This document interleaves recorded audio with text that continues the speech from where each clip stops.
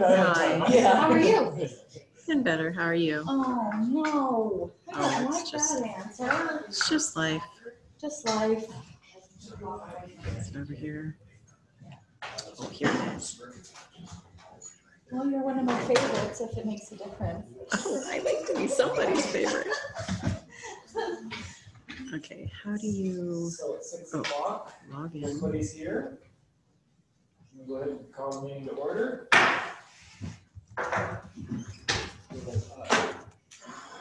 I'm operating off this platform, but that's cool. So, visitors, and stand for the Pledge of Allegiance. I pledge allegiance to the flag of the United States of America and to the republic for which it stands, one nation, under God, indivisible, with liberty and justice for all.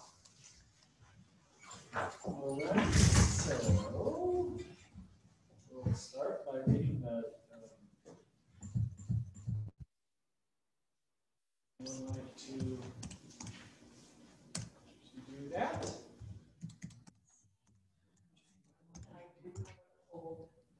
Oh, hey, I'll read it. Thanks. Lakeland Joint School District's daily mission is to maximize student learning and ensure every student is growing academically, social, emotionally, and behaviorally every day in all environments. Excellent. Okay, I pushed the wrong button on my thing here, so now I've got So easiest today for you. well today. And then Why is the password not working? It's because you have to go in a different, oh, I'm with you. I'm having the same issue. okay, back. Not that way. Didn't have any patron input, so we'll go to It's not. You want some help? Yeah, I don't know why I don't have it opened up into the one that has all of I don't know how to make the new one work. Oh, here we go. What is it? It's not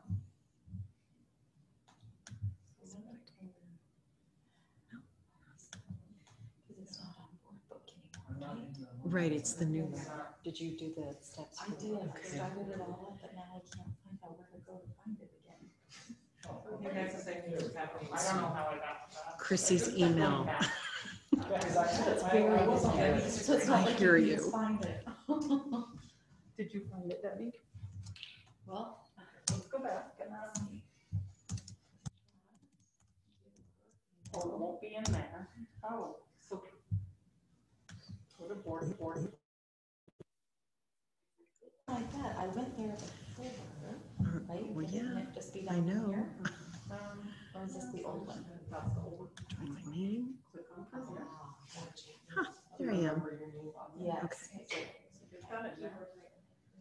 Let's see.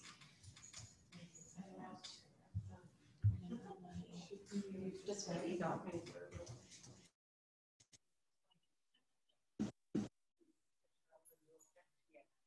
Got in. I'm going to save this.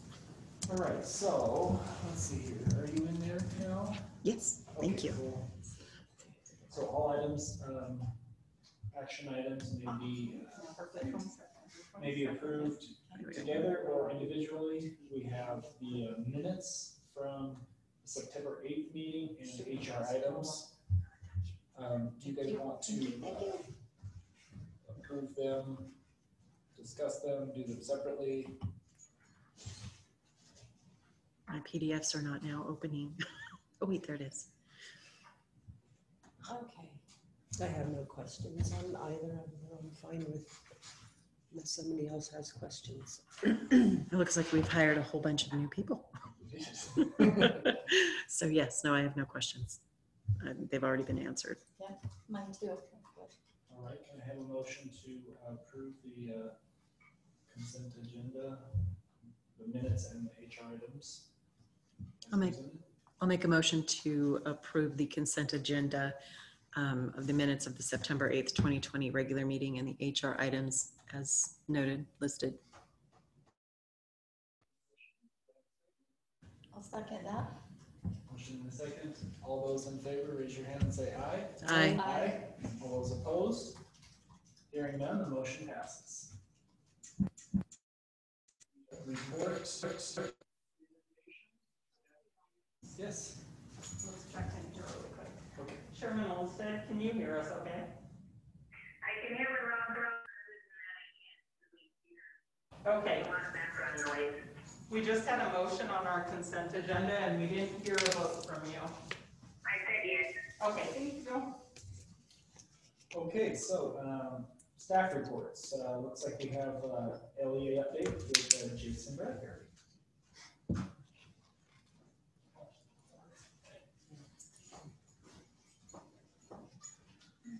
Vice Chairman Irons, thank you. Members of the board, thanks for having me, Dr. Meyer. Just wanted to kind of give you an update about we're going into 3 weeks, and first thing is teachers are glad to be back in school with the students. It's amazing how when you get kids in the classroom, how all the other stuff just seems to go away. Good. And it's so nice to be back in the classroom working with kids. I can say personally that with our Lakeland Online Academy and kids not being in school and with our social distancing, the way we're doing it, personally, I spoke to a lot of other teachers. It's nice. I have 22 kids in the classroom right now, and I mean, I'm used to 30 kids, and it is so nice to be able to move around, and when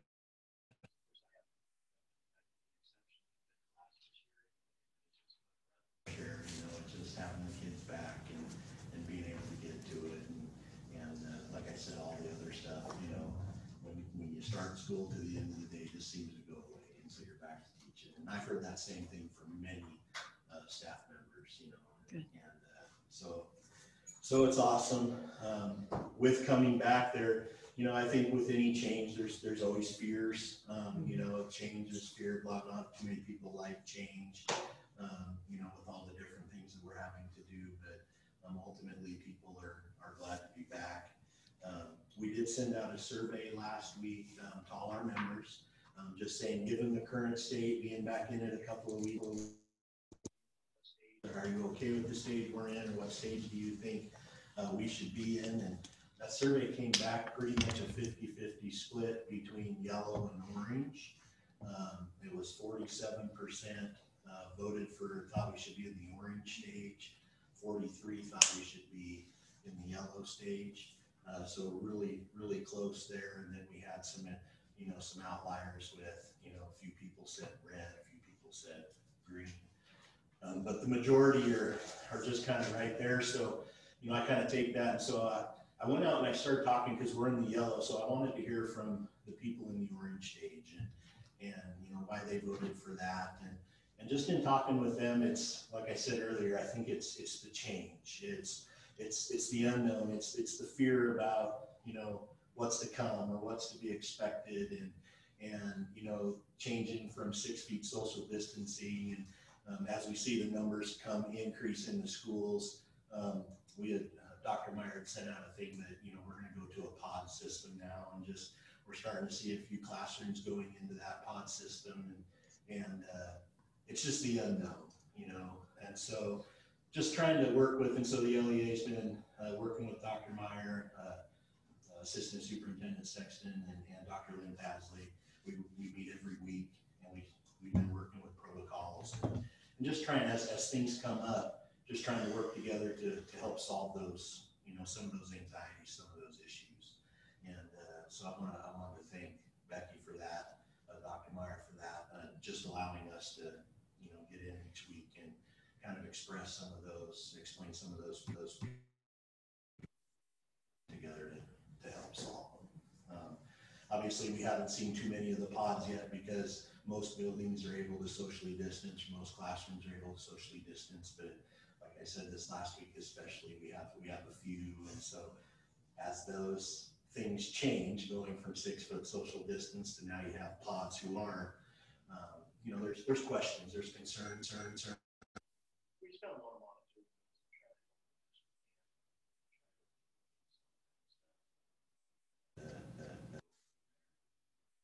that's why the meetings with Dr. Meyer are so important, so that everybody's on the same page and we can get that communication out, things like that.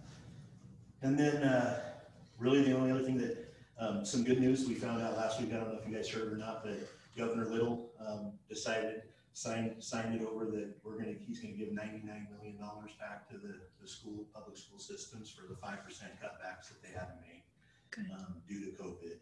And so we started talking a little bit today just about what's that look like, how are we gonna do it. There's obviously some strings with that money, how it's gonna be spent. It has to be COVID related, things like that, things that we lost because of that.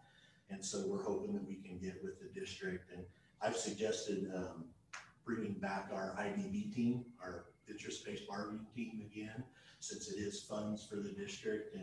And so we're hoping that we can get that team back together and decide what we're gonna do with that money, how much we get. They said it averages out to about $315 per student from last year's enrollment. So in the neighborhood of about $1.4 million for our district, give or take. And so we're just excited to, one, that's great news, I mean, that's going to provide some money back to the district. And so we're just hoping to, be a part of that, continue our weekly meetings with, Dr. Meyer, and then hopefully get our IBB team together to see what the best way is to go about spending that money.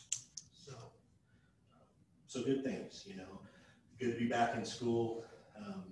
Patience. I love on our board at Twin Lakes Elementary, in our staff room, we have to give grace every single day. There's so many anxieties out there, so many new things with teaching, the filming, the live streaming, the dealing with Google Classroom. Even though you're in class, you're uploading to your Google Classroom for those kids that can't be there. And so just a lot of change. And so I really appreciate it when the administration accepts that and sees that and then offers that grace and just trying to that work together type of an attitude, and the more we can do that, I think the healthier our district's going to be. And so with that, I, just want to say thanks for letting me speak. And if you guys have any questions, I'm here to answer those. Do you know how many people responded to your survey that you sent out? Yeah, we had, out of our 172 members, we had 150 teachers. So it's a pretty good showing. Yeah. And I only gave them, they only had 4 days. So it was pretty good. Of course, they had a lot of reminders from me too. Yeah. So, but yeah, it was a good percentage, good turnout. How has the live and the streaming classes, going together worked from your perspective? It's challenging just because it's new, learning the computers, and I've heard this comment throughout that, like the other day, I didn't plug in my laptop, one night, and so I was right in the middle of my math lesson recording, and it just went blank, and so I had to go back later and kind of refinish that, put it on there, make sure I plug in my laptop, little things like that. There's been some microphone issues. Some of the mics that we got don't seem to be working for some people as good as they are for others. So little things like that. Some of them are producing static. Our technology department's been great in trying to work with those. I found that in my classroom, I don't know, probably kind of a big voice, I guess, but I just find that my laptop actually records the best and produces the best sound itself, so I don't even have to wear a mic. One of the common issues that we're seeing is glare from our whiteboards. So you stick your laptop in front of you and you're writing and teaching on the whiteboards, and there is a glare from the lights on or from our projector if we're projecting. And so when you go back and watch those videos, sometimes it's kind of hard to see exactly. But other than that, we're just learning, It was nice for me today personally. I had 2 students out of my room. So as soon as I taught the lesson today, I uploaded it into my Google Classroom and then sent out the assignment to them right away. So if they're healthy enough today or tonight, they know exactly. There's no more excuses like, oh, you get the lesson, No, you did. It's right there, So I say that's a plus. There's some issues. Some teachers are still feeling anxious about doing the live streaming just because of the liability. They feel, they don't want to call out on a student or discipline a student while it's live, just in fear that something's going on, and so then that kind of creates classroom management issues. So that's been kind of a problem with that, but overall, I think our Lakeland staff is exceptional in the fact that they adapt so well and they put in so much time. I mean, I was at my building tonight till 5 o'clock, and you know, you go on the parking lot and half the staff's still there, you know, and so they're putting in the hours, but they're getting it done. So that's why I just really strongly encourage that, you know, we just keep offering that grace, keep communication open, be transparent, you know, let us know, you know, what's going on, and go from there. I think, you know, we're doing that and certainly working to make that happen. So, all I right. appreciate you taking the time. Thank you. Thank you. All right, so we'll have the superintendent's report.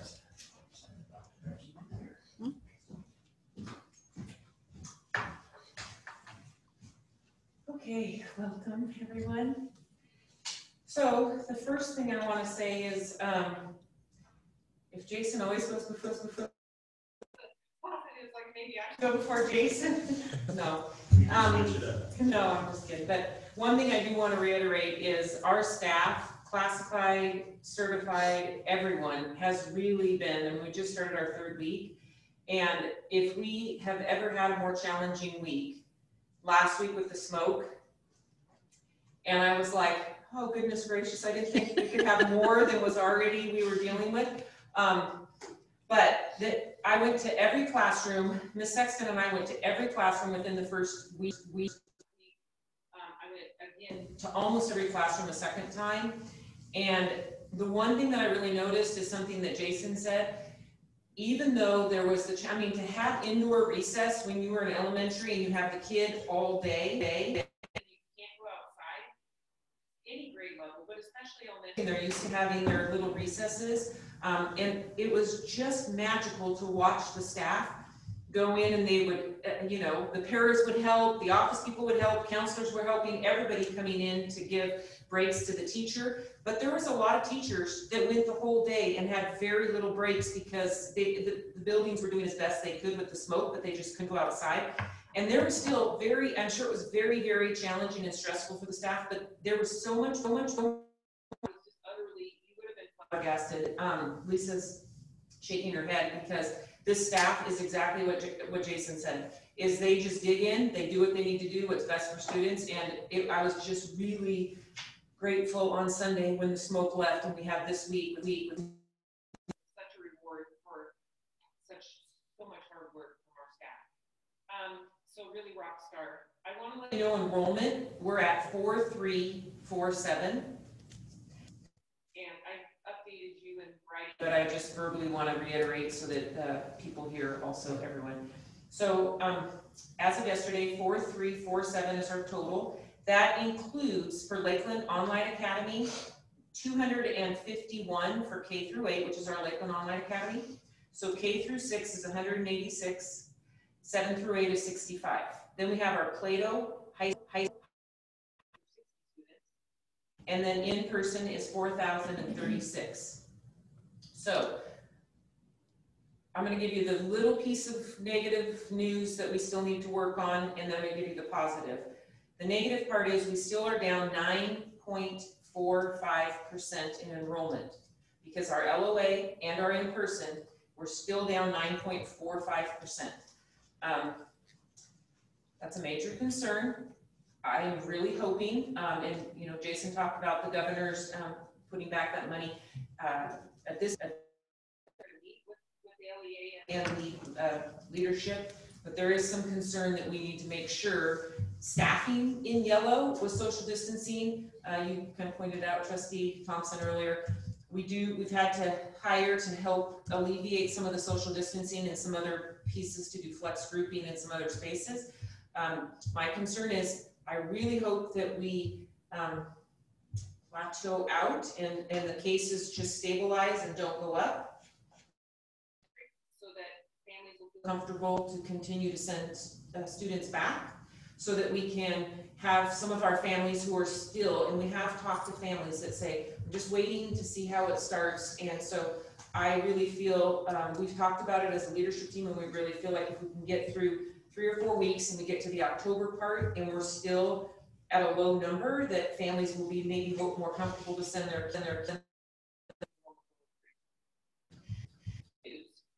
out of Lakeland. I mean, this is really impressive. Lakeland Online Academy, the elementary K-6, 97% of students are engaged, working, and making progress in their work. 97%. 7 through 8, 85%. And you've all had junior high kids, so you know that is wonderful, 85%. And our high school is 82% as of today. I do want to give a very public shout out, thank you very much to Patty Morrison, who's leading the LOA K-8, and all of her 7 teachers. They have been extremely rock stars, doing a ton of work in preparation, some videoing their own lessons. Most of them have 2 grade levels they're doing, and she talked about how that's difficult for teachers. They're doing a wonderful job, and the stability of the numbers is remaining pretty constant. So next week, Trustee Thompson, you asked about this last time. Next week, we're going to look at the numbers in Lakeland Online Academy and see if we need to add 1 more staff person to assist. We're going to look at that a week from today, next Tuesday at the DLT. I just want to make sure we have maintained and people aren't jumping ship to come back. It's not good for staff either to put staff in there and then make them come back kind of thing. So next Tuesday, we're really going to look at that stability of then having 3 full weeks under our belt. And I also want to give a public shout out to Paul, Mr. Uzi. He is the Mountain View High School. He has gone above and beyond. We worked together to initially help create that transition from having the Lakeland Online Academy into the Plato Online. And then he has taken the ball and run with it this last week and a half, done an amazing job, did some video. He and Patty both have done videos. They even did an assembly. They've come up with a mascot for Lakeland Online, the Dragons. They've done a lot of real community building, team building, reaching out to families. They have a parent onboarding handbook now. Amazing. I won't go on and on because I could, but amazing stuff that they're doing. And I just want to thank both of those administrators publicly. They are making this week, after, if they don't have families, the other percents, because we don't want the other ones to fall between the cracks. We have that 3%, 15 and 12 and 18% of the families, the students that aren't making enough progress. They are going to be conducting home visits, and they're going to be going to the home and saying, is there a technology problem? Is there a connection problem? Do you, and making sure that they can connect with every one of those, to help, transition which one would if there's something we can do to help to make sure the engagement stays up and that all those students can gain credit. So that's a real positive. Does anybody have questions about that? The Plato numbers, was it 60, you say? So are those all Mountain View students, or is it a mixture of? Mixture. Okay. Yep, okay. Absolute mixture. And he's just the administrator for us, and the ability for them to be at home right now, that he can be the administrator for those students. Okay. I'd say 99% of those, they really have some, I think I shared with the board, some medically compromised or immune compromised issues that the family is really wanting to protect the family. And that's most of the cases that I personally talked to all the families ahead of time, except for one now this week.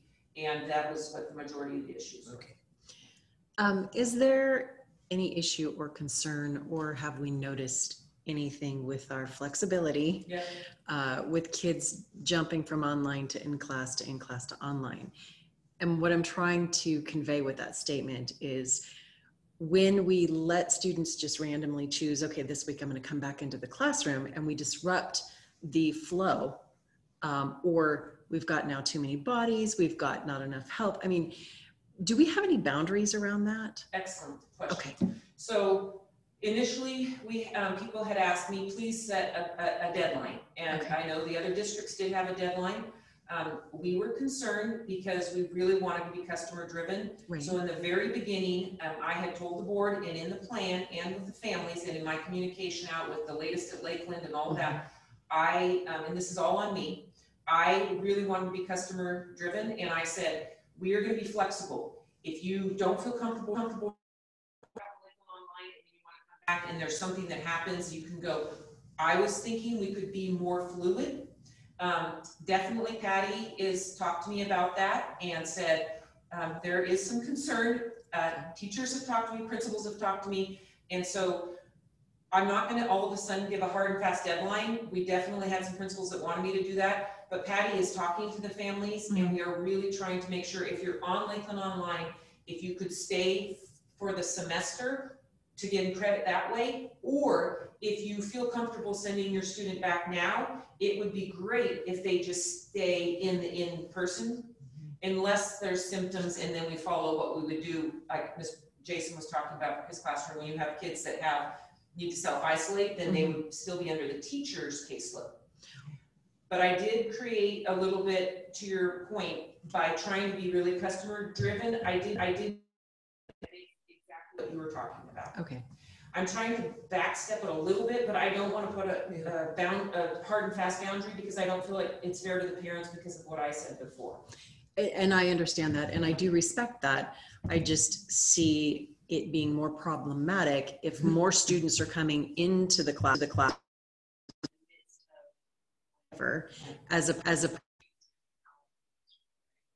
so I had been thinking about that and thought, gosh, you know, I get the flexibility and I want us to be flexible, but is there a practical approach to being so flexible that there's nothing consistent? And we're definitely not going to allow the one thing where you go in, back out, okay. in, out. Like it definitely, like, okay, one time in, one time out, and then at that point we'll have to talk about, we can't go back in again, we're gonna have to finish.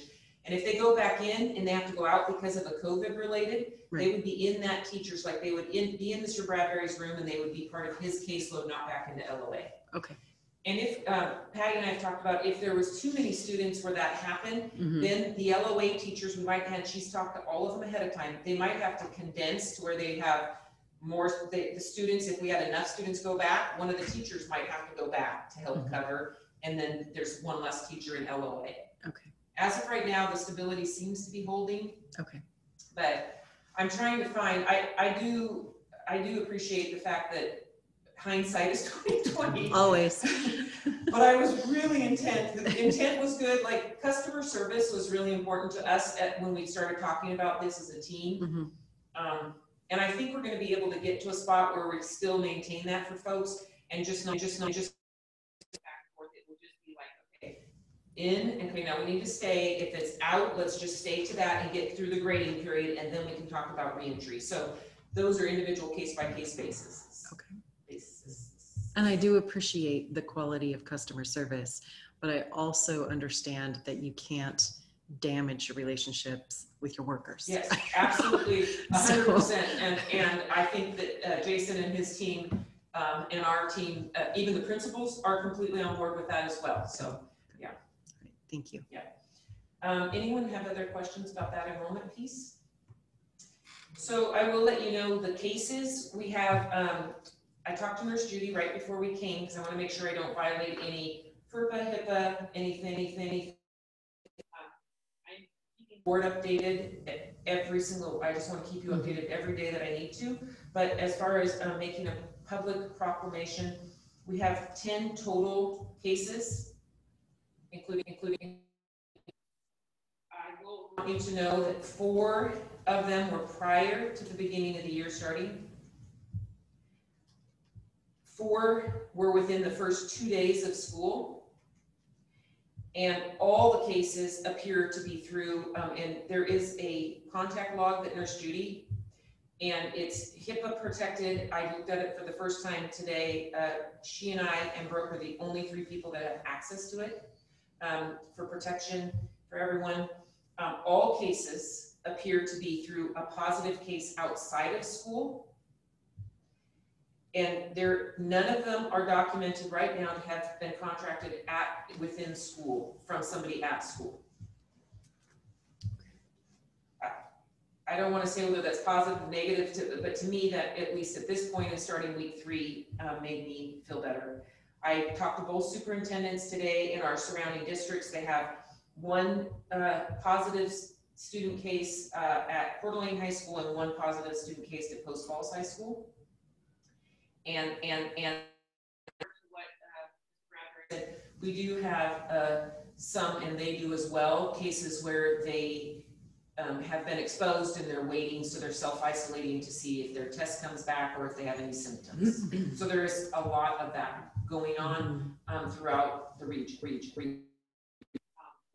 Their boards voted to stay in orange. You probably already know, because it was newsworthy, but they both they're in orange and we're in yellow. So I just wanted to let you know that piece. I do want to give another public thank you to Nurse Judy. She has really, really been rolling this entire ball by herself. The entire, our one hire couldn't start until next week because of their own search situation. We have Nurse Rob. He is starting at 0.8 and he started this week. Nurse Marilyn is starting at 0.22 this week. Hopefully Nurse Kelly will be here next week. So we're at 3. So we increased the nurses from last year to this year, 0.5. Which we're doing okay right now, but I do want to tell you, Nurse Judy has worked. Anyone who knows her will tell you she is very humble. She doesn't like to, she'll be really upset. She's watching the meeting, she'll be upset that I'm talking about her, but she has worked 24/7, 7 days a week at all times, contact tracing. I do want you to know, and I'm not trying to dismiss or be negative at all, but I want you to tell you, school districts are running their own contact tracing right now. There is 14 school nurses in Coeur d'Alene School District. They're, have 11,000 students. We have 4,347. So there is a difference, but I'm telling you what Nurse Judy has been able to do for contact tracing and her ability to connect and follow through. And I've kept you all in the loop, but she has gone above and beyond. And I'm really happy that we're adding school nurses, but anyone please be very kind and gentle. Anyone please staff with Nurse Judy, and please thank her because she's just done wonderful. The main obstacle I think we're finding in yelling, I think a lot of staff are wearing their masks because they are, like Jason said, they're walking throughout, so they do get within 6 feet of students. But so I see a lot of staff wearing their masks. I don't see many students wearing their masks, but I think the pods, going to a few classrooms, like Jason said, are going to the pod system, and some are going to larger areas. So a lot of the elementary schools and in a few of the secondary, some of the larger class sizes are going to a bigger space so that they can still maintain the 6 feet. But when we get to the reopen plan, I'll talk a little bit more about the pods.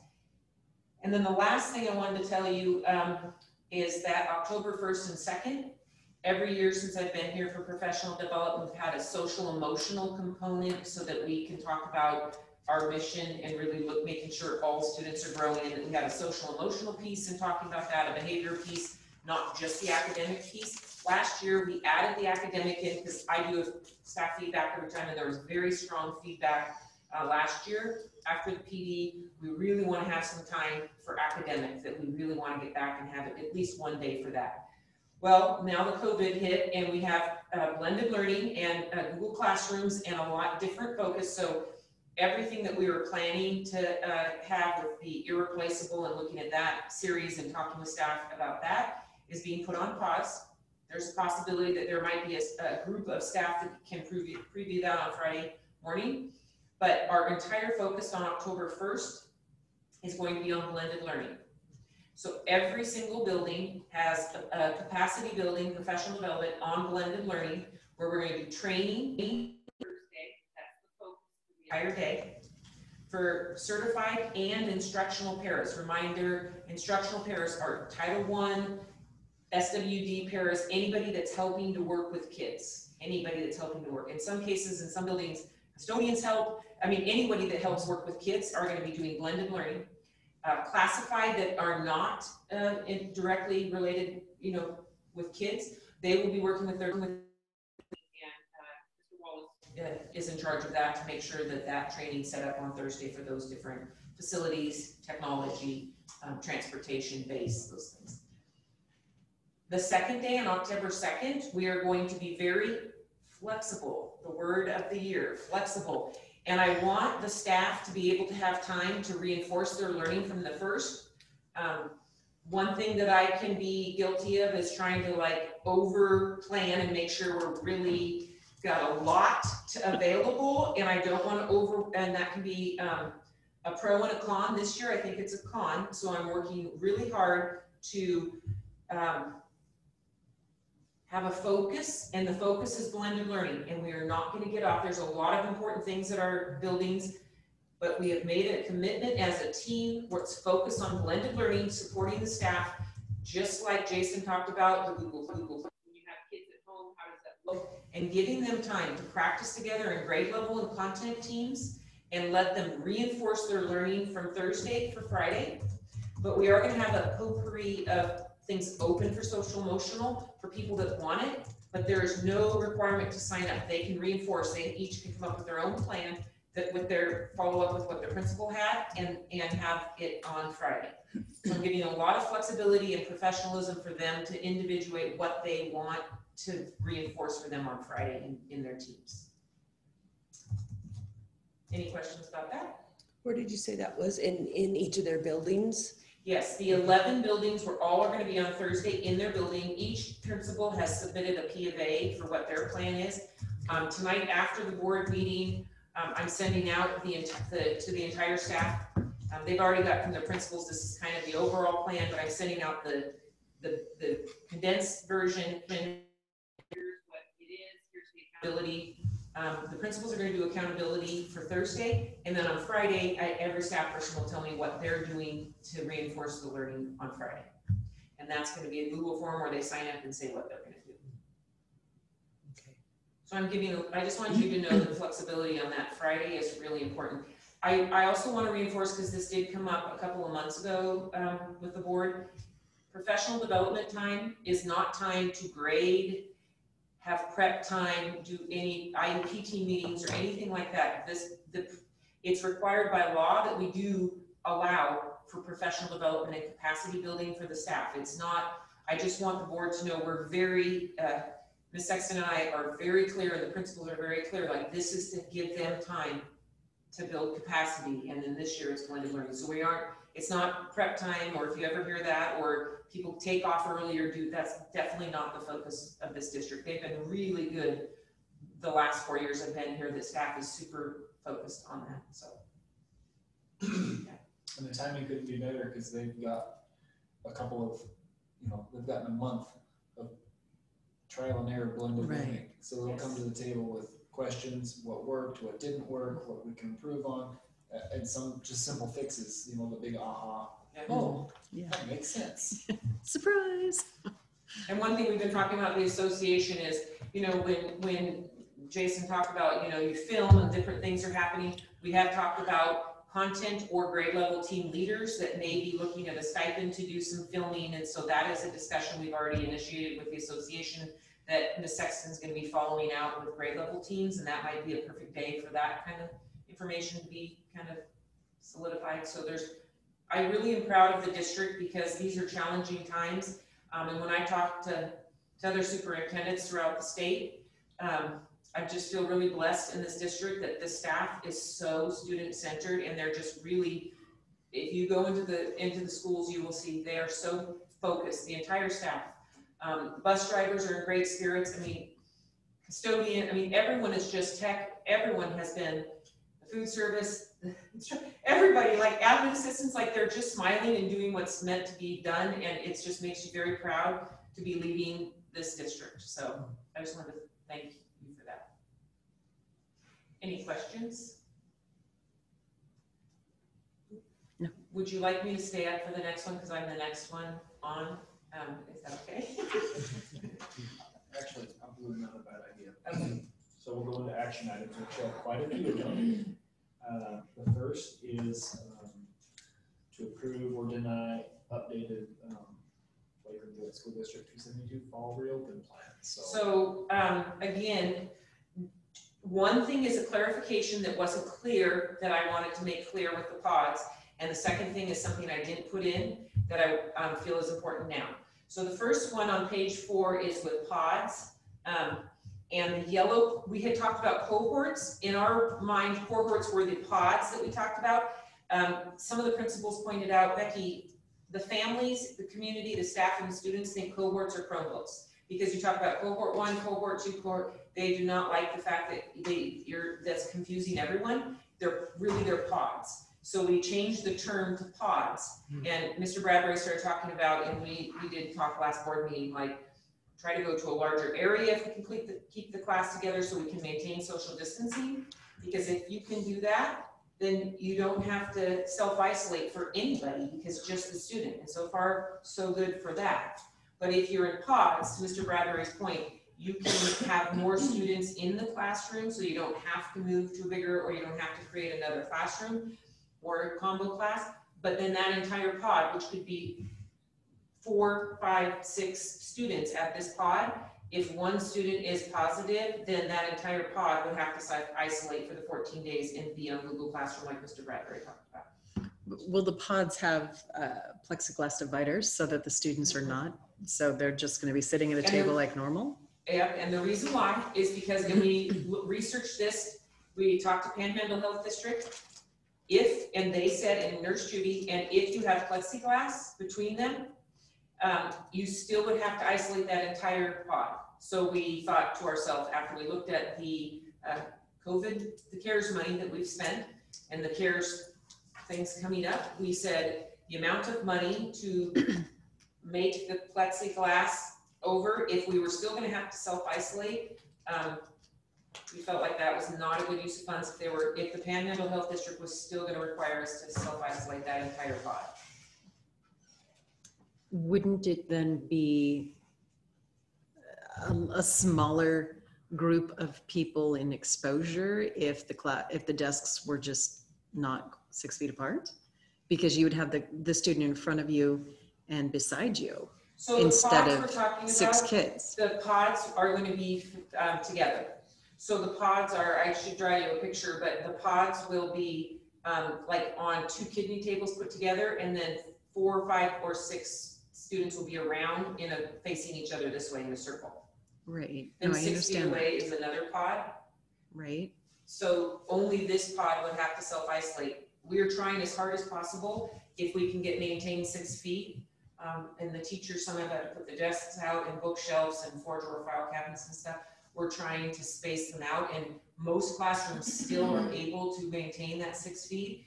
A few are in the gyms or the lunchrooms or larger areas that I told you about last time. But there are some few places that we are going to have to pod for us to maintain the full social distancing. So the next step in our continuum is pods, and then social distance the pods. I think what your point is, in lieu of a pod, if there were 6 kids in a pod, if the desks were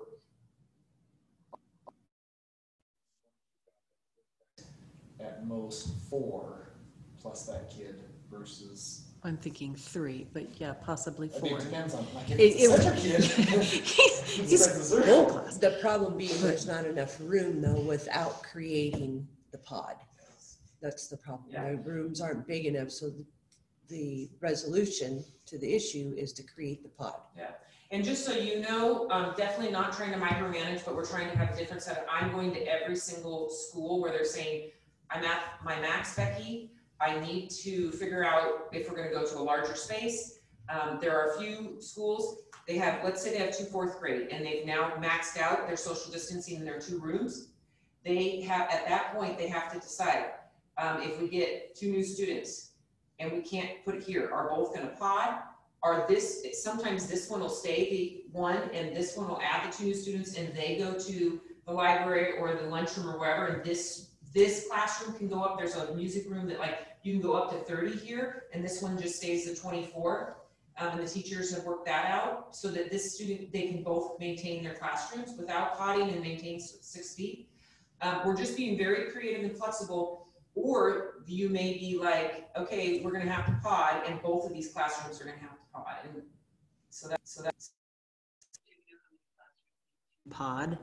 Well, right now, and again, there may have been some today that I don't know about, and I was at Spirit Lake all day yesterday, so there may be, as of last Friday, we have, and Ms. Sexton, make sure and help me if I'm wrong with this, the 6th grade classrooms at Lakeland Junior High School, and a couple at Lakeland High School, and 3 that I know about at elementary level. Are those 3 all within the same school, or are No. they at different schools? Different schools. But we are getting pretty creative with being able to look at different ways before we pod, because we are trying to, and we're sending letters home. The elementary, the principals have sent letters home to families so they know that's happening. We're getting them the warning ahead of time to those families, so they know that we're doing that. In most cases, the families, and again, there may be some families that are not liking that, but in most cases, so far it has been a positive reception. It's ironic because we're going to all the effort during the day, and then after school you walk and you see the kids all standing together. Right. They're right by each other, no masks, no social distancing, and they're. Oh, I've seen loading the bus. I mean, it's So not. we are definitely, and I will remind, it says to the greatest extent possible, we're doing the best we can, and I feel, I'm confident that we're gonna continue doing the best we can, but within the physical and the staffing we have, as best as we can, so.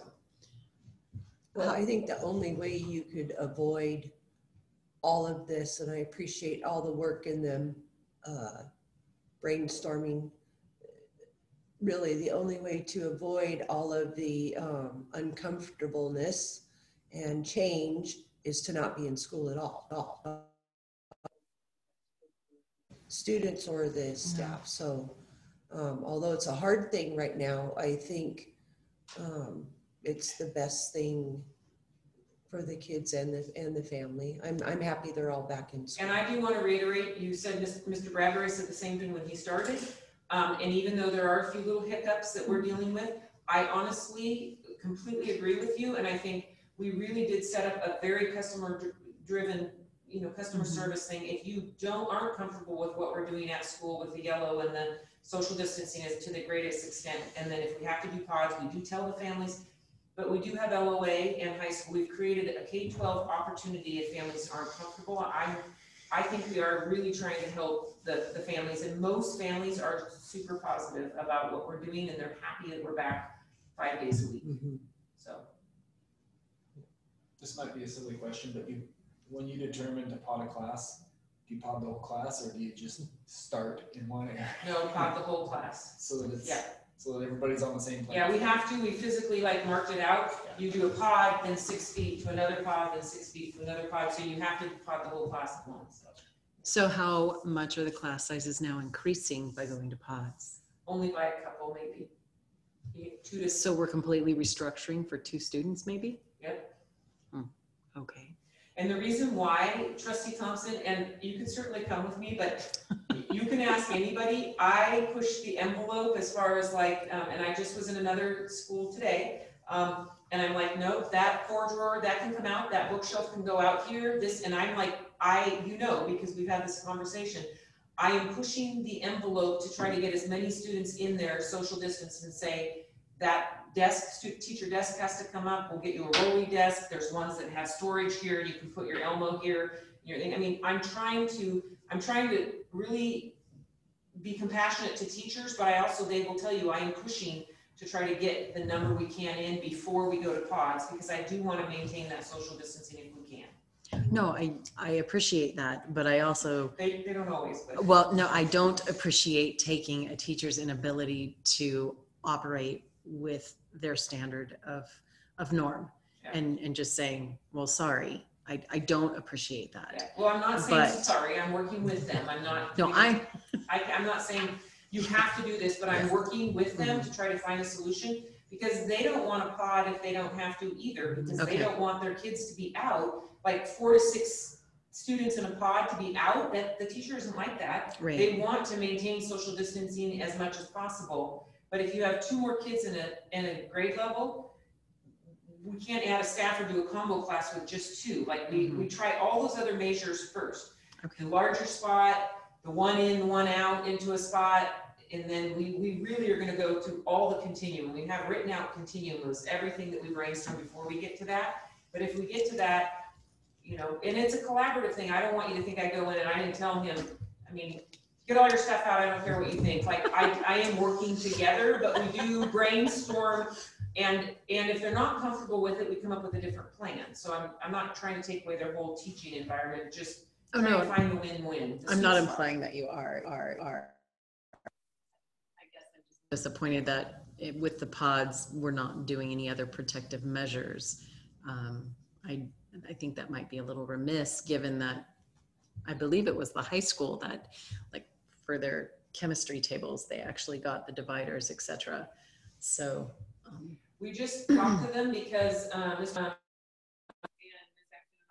did a price out if everybody who wanted to do the pods, and we did the plexiglass, and then they still said we had to social distance. I just feel like it would not be a good use of taxpayer dollars, and that we would be spending all this money. And then if somehow the district goes to orange and you don't need it, or you can't have to social, it doesn't count anyways, and you still have to take the whole pot out. We just didn't think that was a good use of money for that. And again, that is a health district, us asking about that. So. well, your comments about pods on the, what is this, the reopen plan? Can we list those up with all the different colors? Because you just have it listed in the yellow. We have the same sentence, but we don't have the pods added. Do you get what I'm saying? So do you want it added to green? Well, they would be in green, would they not? I don't think so. Would they be in orange? No, because orange is half the students, so we really only need it in yellow. Okay, If we're in green, but in I don't- green it says social distancing. can Oh, you? it does? I think so. Because I in don't green, know. we're not social distancing, right? We Or can are social, still? we're gonna social distance, but we aren't, if we're in green, Mhm. we like very isolated cases, no evidence of I mean, we're basically, for us to go back in green, I feel like we're gonna have to be. We're not talking about COVID anymore. Yes, that's how I feel, but Right. again, it's a board decision. I'm happy to put pods in. I don't believe we'll need them in green, and we don't need them in orange because we'll be half, and we don't need them in red. Okay. So I feel like but I'm happy to put it in green if you want that option in there, since you're voting on it right now. I'm happy to put them in green if the.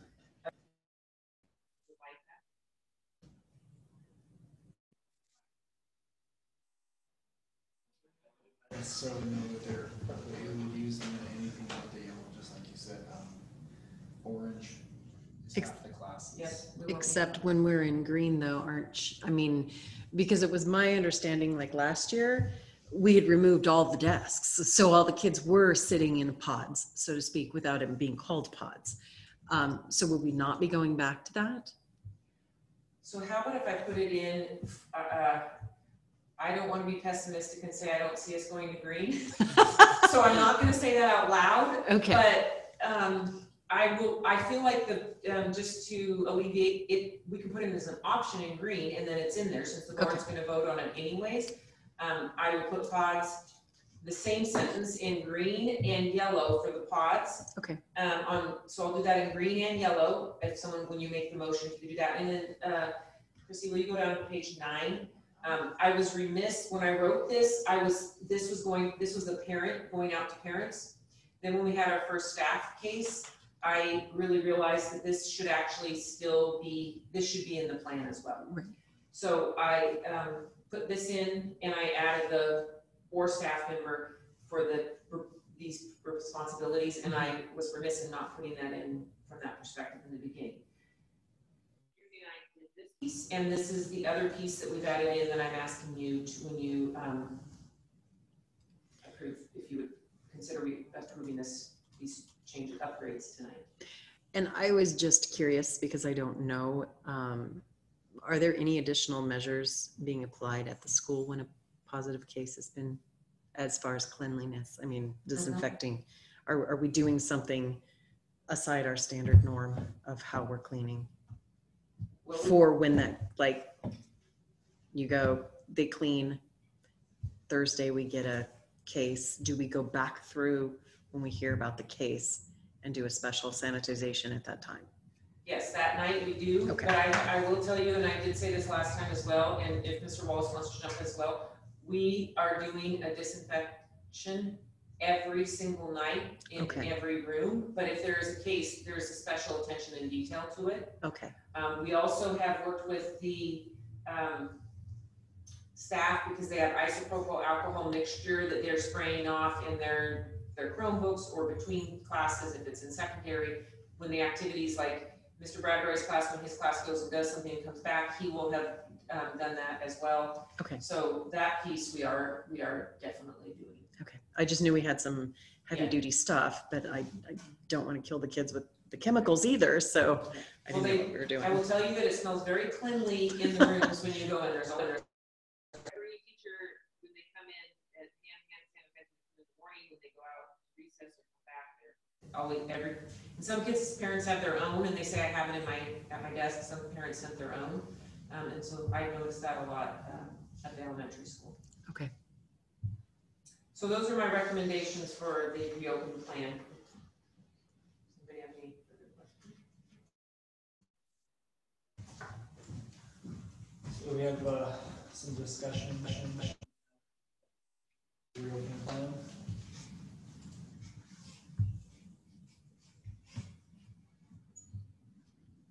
I like what was added for the staff responsibilities.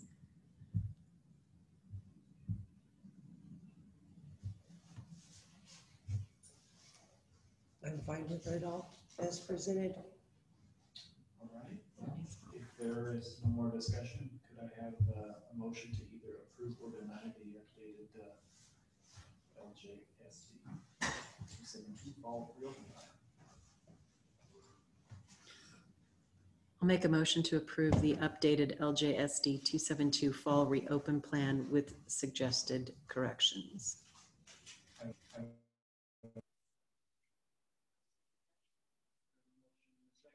All those in favor, raise your hand and say aye. Aye. Aye. All those opposed? Hearing none, the motion passes. The next action item is to approve or deny the 2020-2021 continuous improvement plan.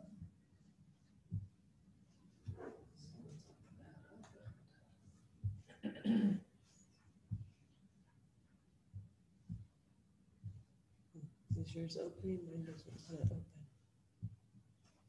There it goes. I think it was explained before, but what is freckle? Isn't that like some new? Yeah, it's like an online, it assesses students and then also gives them reinforcement that they can practice their skill sets, diagnose like this is the skill set they need to work on, and then it gives them things to work on so they can work independent. And Ms. Sexton gets a report of how often people are using it. Do you want to add anything about freckle?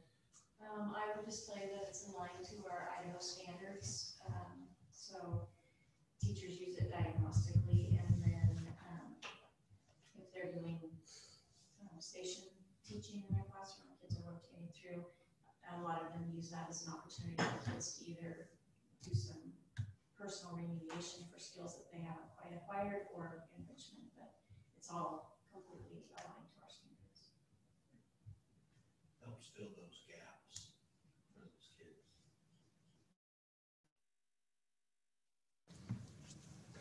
Do you understand that, Bob?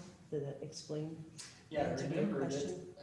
I remembered it before. I just wasn't 100% sure, but I knew that it was a program that basically identified, hide. I'm actually seeing it, but I get the gist.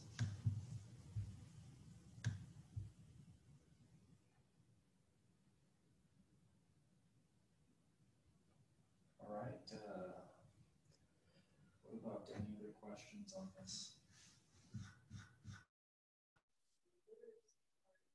The K through 3 is 95%. Do we remember what it was last year? Is that still the same? And under these conditions, do we think that's good? I know we sort of talked about this last time.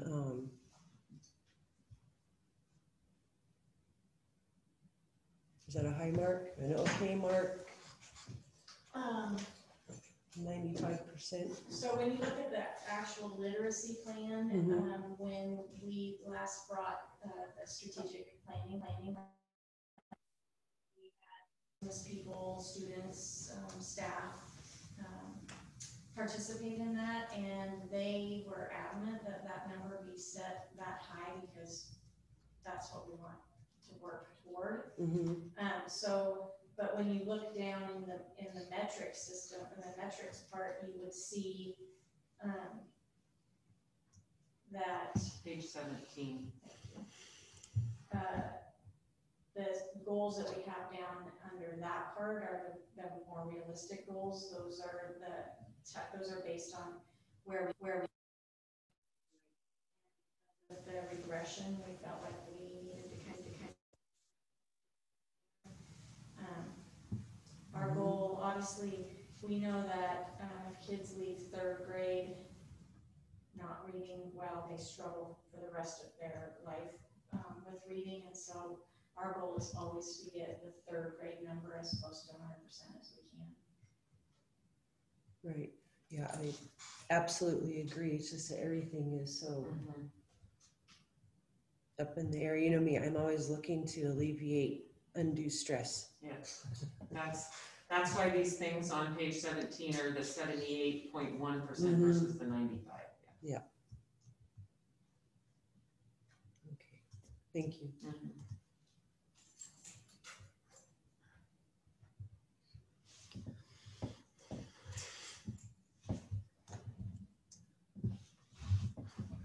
Any other comments, questions, concerns? Sure. The 80% for staff participation in 2 or more district-led, the blended learning, will the October 1-2 cover that?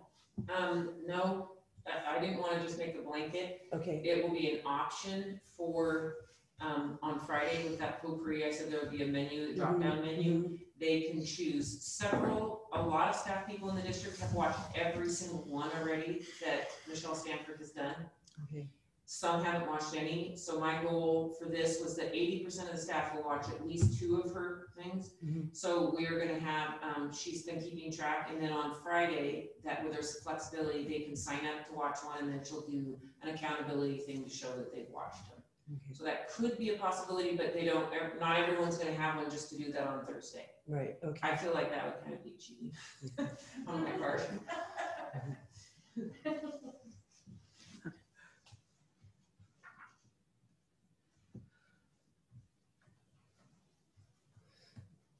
So what happens, I'm looking for accountability here then.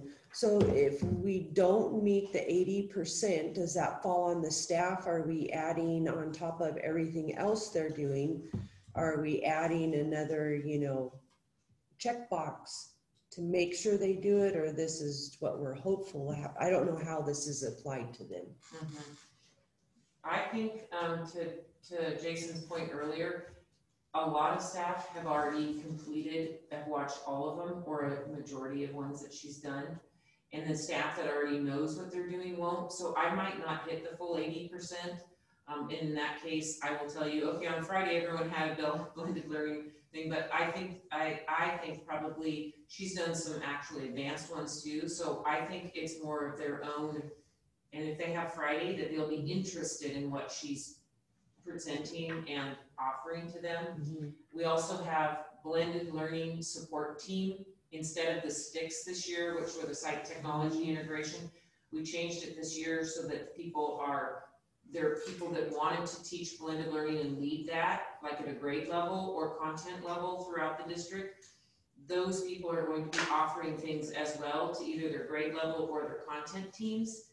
And so there's going to be a lot of opportunities that staff will even participate in that. that isn't even with Michelle's online one, it could be through that blended learning support person.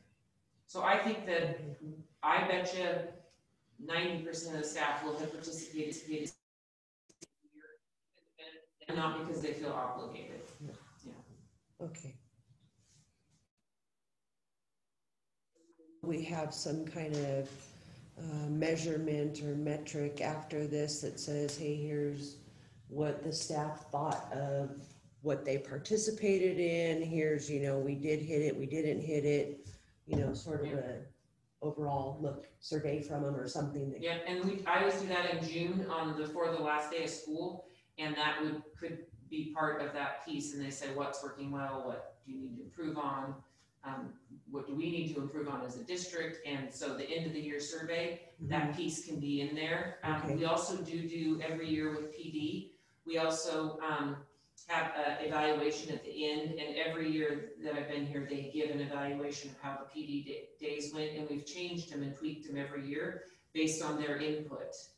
And that's where we get a lot of the input, because they rate it 1 to 5, they do some qualitative and then quantitative, and then they do some qualitative, like what do you want to see in the future and how can we improve. So we've got a lot of feedback. So we will have that from the professional development days as well. Yeah, the staff gives a lot of input. I know we have to submit this to the state by October 1. Have we ever amended one of these SIPs, or is amending allowed?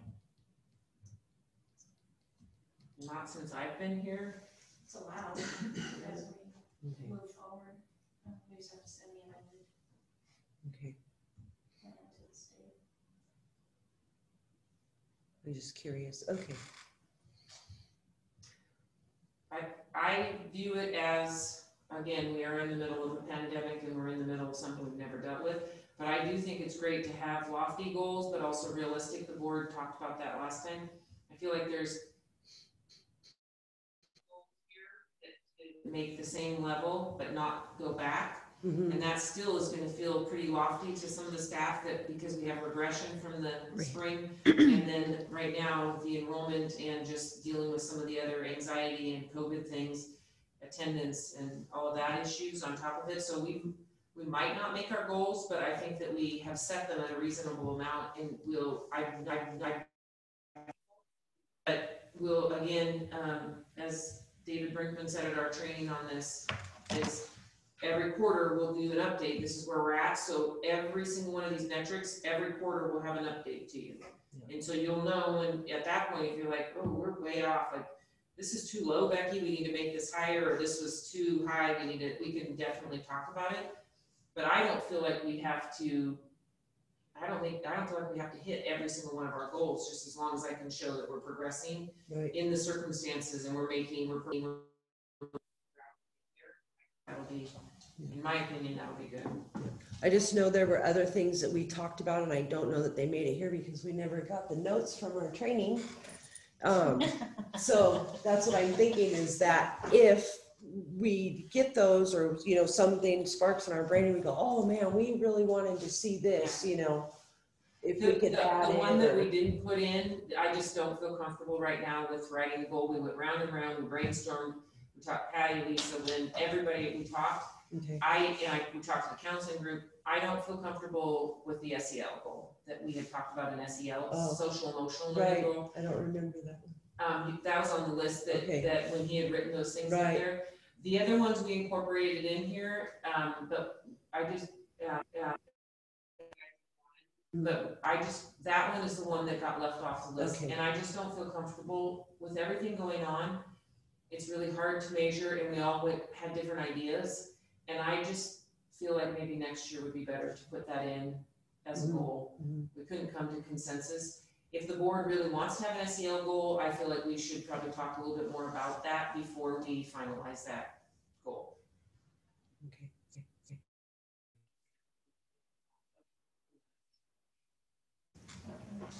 Can I just add a little thing? The SIP plan is something that statutorily we're required required to provide to the state, but it's our plan. Right. So these goals that we've set, this is how we are measuring our effectiveness, so that there's no like punishment or anything at the state level if we don't hit these numbers. They truly are for us to mark where we want to go. Right. And if these are our goals this year, then maybe next year we push a little bit more and start to see those numbers move. So I just want to make sure that that's kind of how that we're thinking about it. It truly is our plan. And so if there's something along the way where you feel like, you know, we really should have had that in there, it's our plan. We can do whatever we need to do with it. We just have to, if we change it, it has to go back to the states. Right. Right, yeah. Or maybe we just need to set, you know, keep this simple. Okay, Yeah. that's fine. I'm just thinking everything's so different, you know, that there might be things as we go along that are like, oh, I wonder how that worked or didn't work, or, you know, how can we improve it, or what. I'm just thinking of those types of things. So thank you.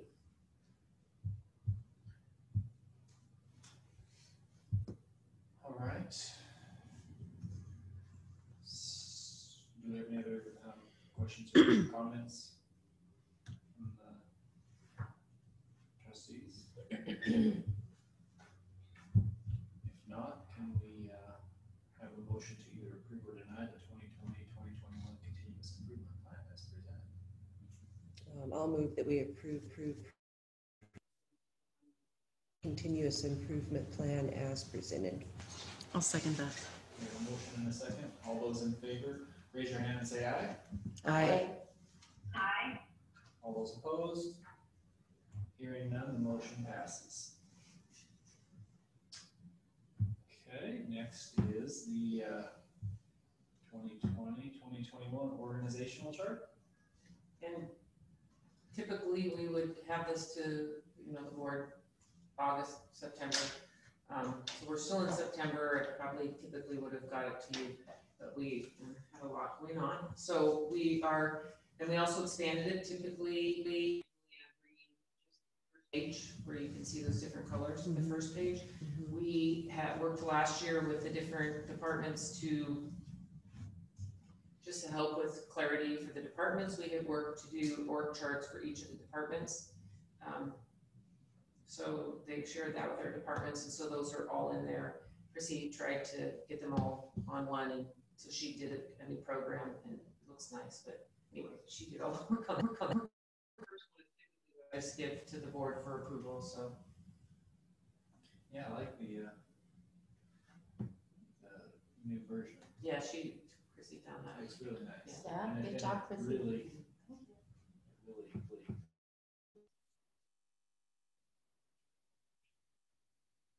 It's a good job. Yeah.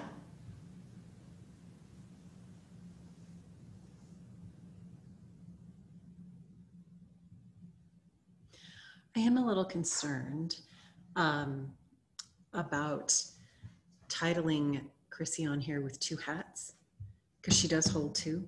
I mean, she is the clerk of the board and she is your executive assistant.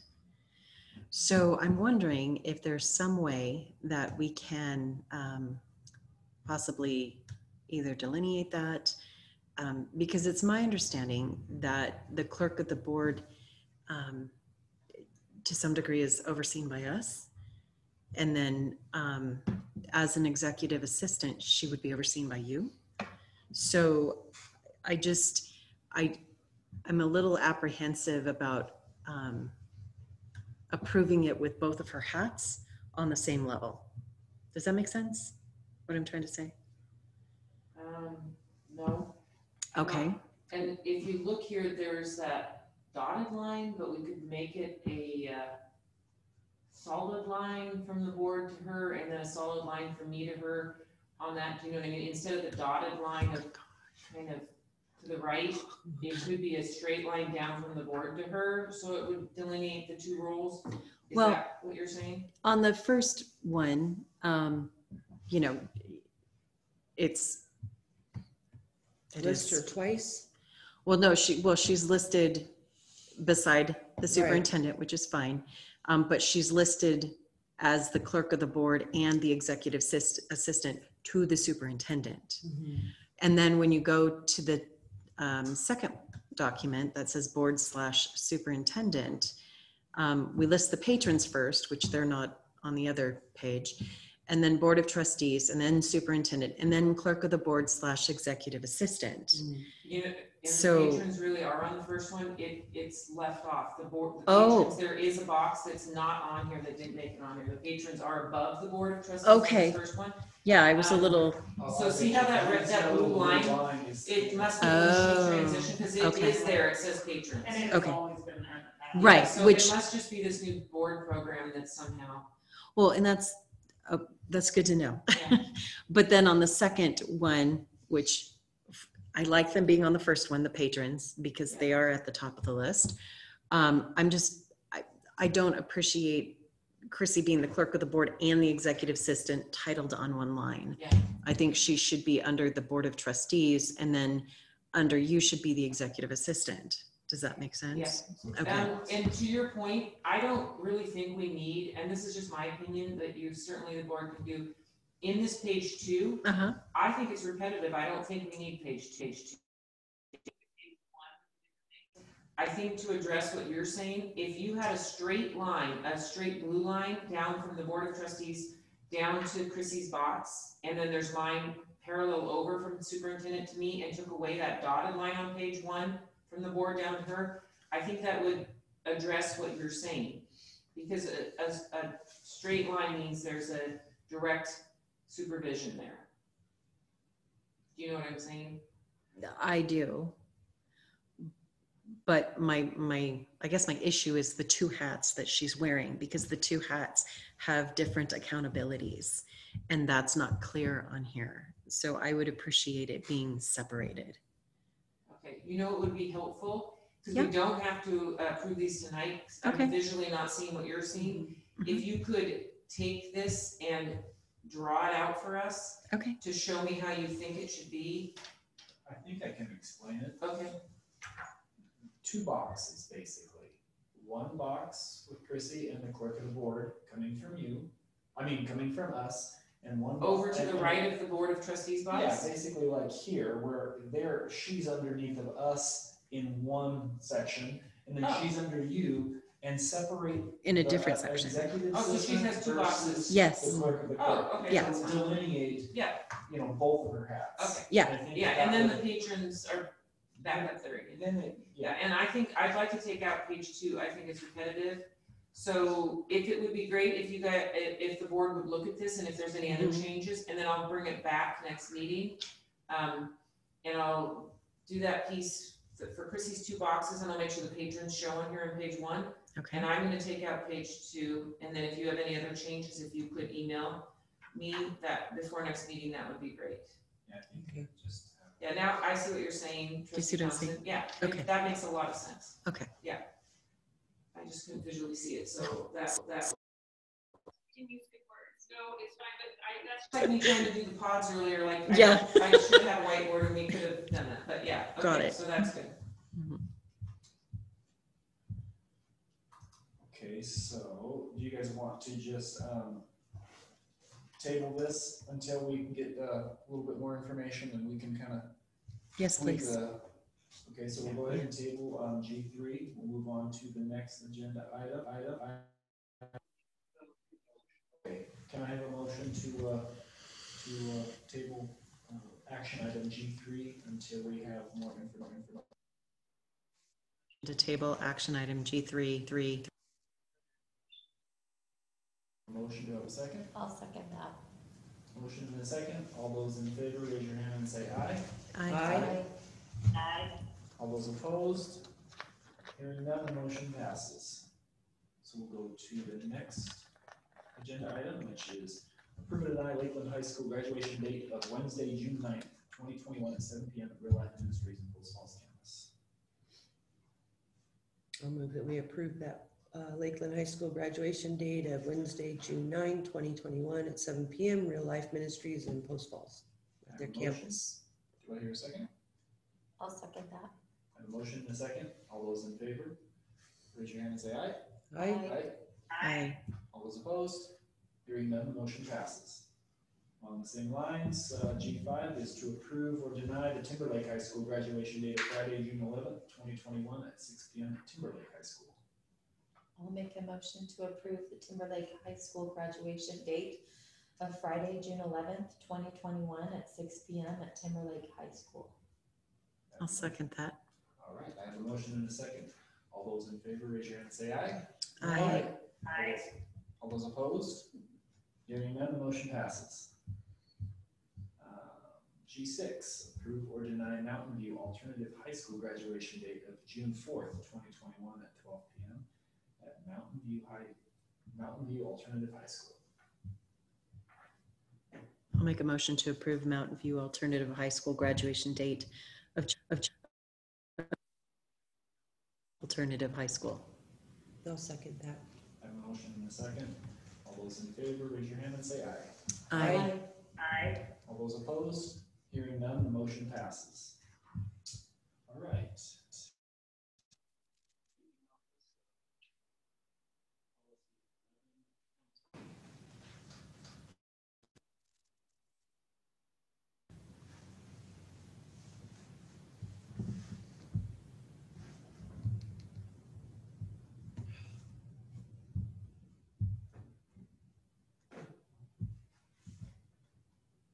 I think this was just a date change, correct? That's Yes. what it was, yeah. I think it was, From July to January 1. Yeah. to move from the May to November. or whatever it was. I'm fine with the changes, the updates. All right. Any other discussion? I'm fine with it too. Can I have a motion to approve or deny policy 1120, taking office? Make a motion to approve the update taking office. Favor, raise your hand and say aye. Aye. Aye. All those opposed? Hearing none, the motion passes. On to approve or deny update to policy 1620, annual goals and objectives. Yes. I did send the board in the, it says the board shall adopt goals addressing the challenges raised by the pandemic. So I don't know what the goals that the board is wishing in this area, what metrics we're going to measure, and so I'm not sure if it says shall adopt goals. I'm not sure if those are related to what we already did, or if there's other metrics that the board was considering. So I just want to make sure. I don't know if the word shall adopt goals or may adopt goals, or if the board, I don't know, shall just seems like I might be reading that wrong, but that's how I took it. I sent something to the board. Yeah, I saw that. Where are you? Yeah, Yeah, that's 1620C. this the COVID policy. Yeah, that was different than this one here. Okay. yeah. This Yeah, is just 1620. No, you got overall permanent. 1620. Oh. Which And I it think just was a real very shallow. small- Yeah. Oh, good. So we aren't. Oh. Yeah. Well, the 1620C will go away once COVID. Okay. Yeah. So I don't have to measure Monopoly anything goes away. else. No. Oh, No.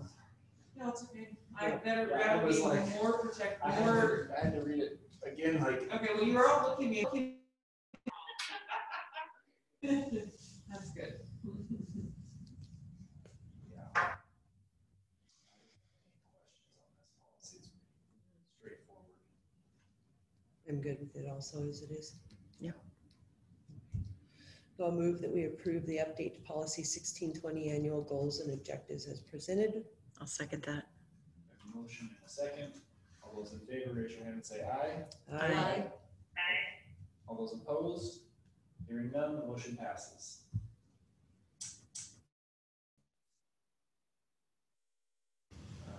G9, approve or deny school closure.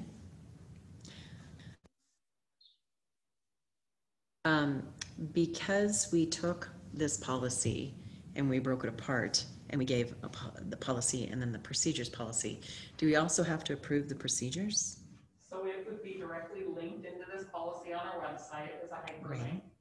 The board doesn't typically approve procedures. Okay. We brought them as the first read last time for this one. Right. But, No, I know, I didn't know what the standard norm Yeah. was, so I thought I would ask because we're adding more procedures than we have in the And then the procedures I link into the admin handbook or the director's handbook, whoever's responsible for that, then I would put all those procedures and say this is the new procedures and put it in there for them. Right, and I knew it was hyperlinked. I just didn't know if it needed approval.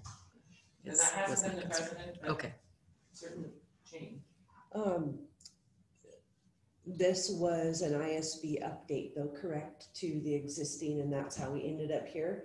Okay, so I have a question for Dr. Meyer. Are you comfortable with being held to contacting all public media in the policy there, or the procedure, the 6 a.m. thing? And it says prior to 6 a.m., contact public radio stations Yeah, for we do that broadcasting. between- Yeah. Okay, And we do that between 4:30 and 5:15. right. You know, when we start giving exact Yes. times and Times. what and all, I just wanted, okay. Yeah, we're time to with all that. Thanks for asking. Mhm. Yeah, you're. Well, you know, Early somebody will come and doesn't- say it early was doesn't- 6:01. Right. Right. And during the new snow closure, because Bayview, there are some spots that can't, so I do the voicemail, the snow closure line, and the email, and the text, and the website, and the Facebook, and the Instagram, and the staff email. So we do a lot of communication before 5 a.m., right. 5:15. As long as you understand your responsibility. Yeah. Don't Yeah, sleep you're during the winter. early- you are early. And will we be posting this, being that we reference it? Will we be posting the procedure also for when they click the link, it'll open? Okay, all right. But it will be listed separately, correct? The 2210P? Yeah, we can just basically bullet point it right over as the procedure, or it's just linked into the bottom of the policy as a reference. That's Okay. your preference.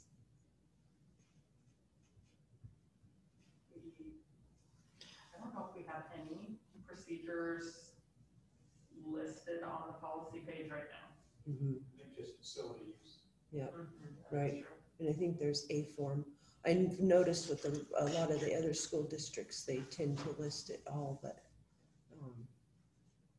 Which we're happy to do if the Yeah. board would like to do that. It's not right. easy. Yeah. Personally, I think I would like us to do that as for transparency, because not everybody may understand that that's a hyperlink and they have to click there and to get to more customer service friendly. If Yeah, we that's put no them problem. all there. That's no So, problem at all. okay, If, seems like people are nodding their heads, so that's, Yeah. I mean, it doesn't matter to me either. so that's totally fine. And then my other question being that, you know, life has changed so much, and this basically reads the same as our other policy did, we just split it apart. But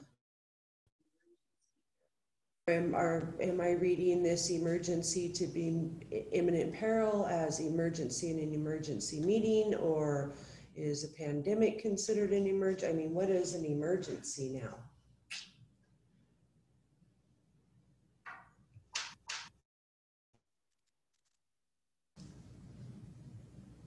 Well, that's a good question.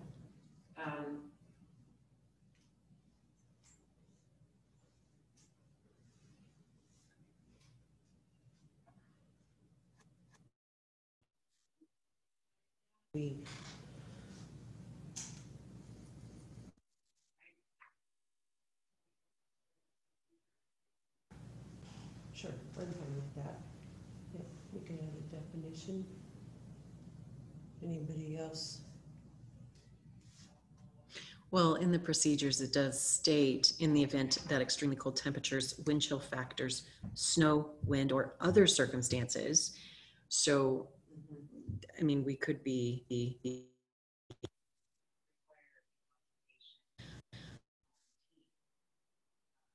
So I don't know. Yeah, and it says, the superintendent will be on duty throughout any existing or potential emergency situation, day or night. Doesn't really define emergency, but Right. I feel like at least what I've dealt with for, several years is, it tends to be weather, but now that we have COVID, there's some emergency situations, but I just feel like even just texting the board and saying this is something and they give feedback, whether that would be an emergency or not, I think would be smart to do. So I guess my question is, do we just leave it the way it is, being that that's the way it's read? I think I'd be inclined to leave it the way that it is, because we can't foresee what emergency it is, but it just stipulates, if they're in a closed school, she has the authority to, and the responsibility to contact parents and students and staff, so, we would have to get our crystal ball out to really figure out, we're gonna leave something out if we try and really define it. Right, and I know we read through this before and we've sort of, because it was always there, but because the world has changed. My other question is, there's nothing wrong by missing it. There's nothing that ends the close. And there's nothing that says, this is how we come back, or at least not in this policy and procedure. Do we have another one that would be a follow-up to this?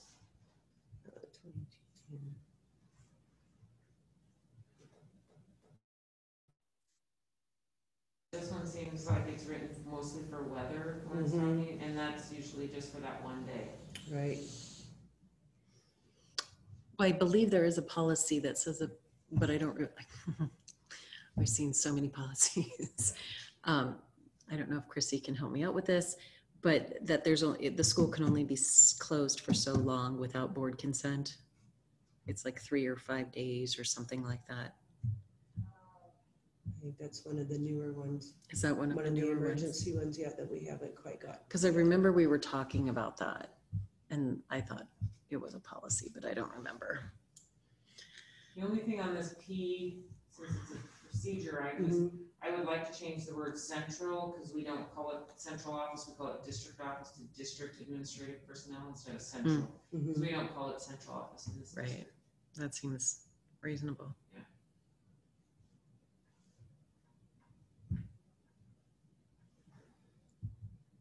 And I mean, if school is closed for 3 days,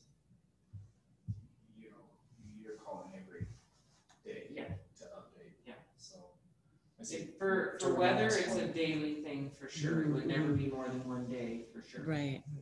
And I have a real aversion to calling anything the night before, just because conditions change and So quickly. what happened before with the smoke and then people and the evacuations, and then everything was good the next day. So. Right. Not good, but we were able to have school. Right. So maybe in the procedure, have some word for, that it's for the day. Because certainly, you're not gonna say, school's out for 3 days. No. Maybe include like a day by day language. Yeah, and I don't even know that it necessarily has to be day, but let's say that there's, ice storm again or something like that happens where, that was quite a few days, but that, I don't know how we end it, or the board needs to come together and make a decision, something like that. Is this our second read of this? It is, isn't it? Well, yeah, there was a power outage a few winters back that lasted for like 2 weeks in certain areas. I mean, it was significant throughout the county, but. So, okay, I'm gonna make a motion that we just table this until next meeting, and we can change the in the procedure about how we come back from this thing, or how long it lasts, or whatever needs to be done there. that's gonna be my motion to table it until the next meeting. The policy 2210, school closure. I have a motion. I'll second that. I'll second that. I have a motion and a second. All those in favor, raise your hand and say aye. Aye. All those opposed? Hearing none, motion passes. Okay, G10, update, approve or deny update policy 3270, district provided access to electronic information services and networks. I have no questions on this one. I don't either.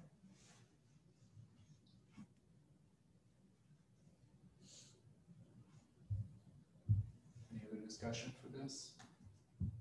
I'm fine with the way that it reads.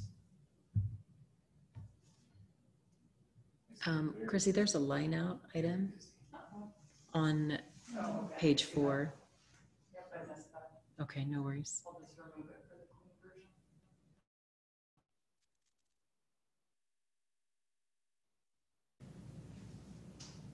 I'll make a motion to approve the update to policy 3270, district provided access to electronic information services and networks.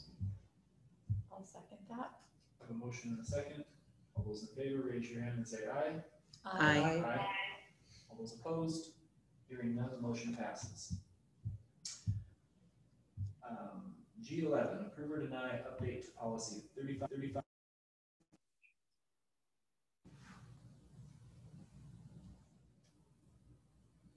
I have no discussion. Yeah, no discussion either. I don't either. All right, having no discussion, do I have a motion to approve or deny update to policy 3525? I'll move to approve update to policy 3525, immunizations as presented. I'll second that. I have a motion and a second. All those in favor, raise your hand and say aye. Aye.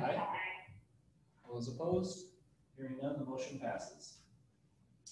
G12 is approve or deny alternate authorization of employee 909.22.2020A.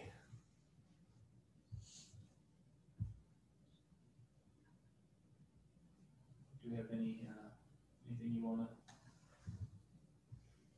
to add to this? No, but in the memo, it kind of explains why.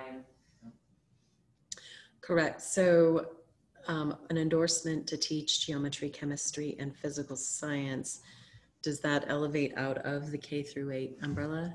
Then you pass the praxis. So Okay. you take the alternate route and you have to have a mentor and you pass the praxis for those. Okay. And then that shows that you're competent to teach those.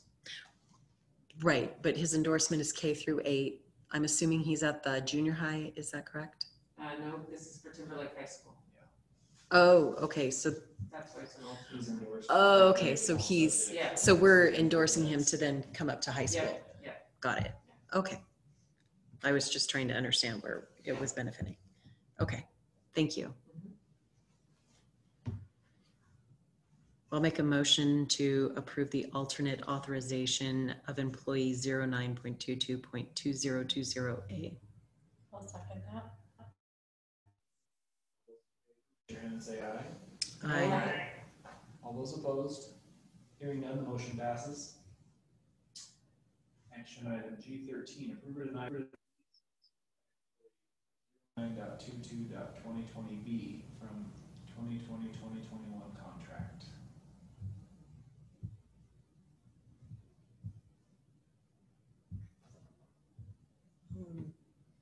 This is retirement. Terry Duncan.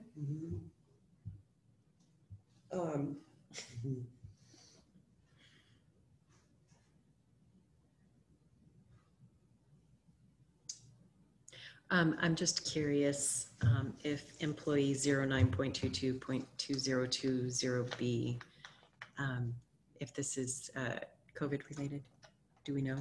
No. Okay, Did you read the second page? I only got You can one scroll page. down. You should be able to scroll down. Oh, There's an additional. oh, I didn't get the additional. Or I mean, I did, I didn't see the additional. And it seems like that's the case. Okay, thank you. Oh, gotcha.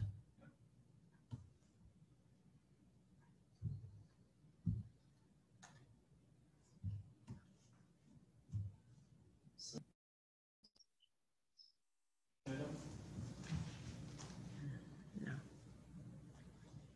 I'll make a motion to approve the release of certified employee 09222020B from their 2020-2021 contract. Second that. I have a motion and a second. All those in favor, raise your hand and say aye. Aye. Aye. All those opposed? Hearing none, the motion passes. G14, approve or deny the release of certified employee 0922-2020C from 2020-2021 contract. Oh, yeah, I did read this one. This one is, what's that? Oh, okay. Sorry. And also chairman, something hung up, that's what I call it.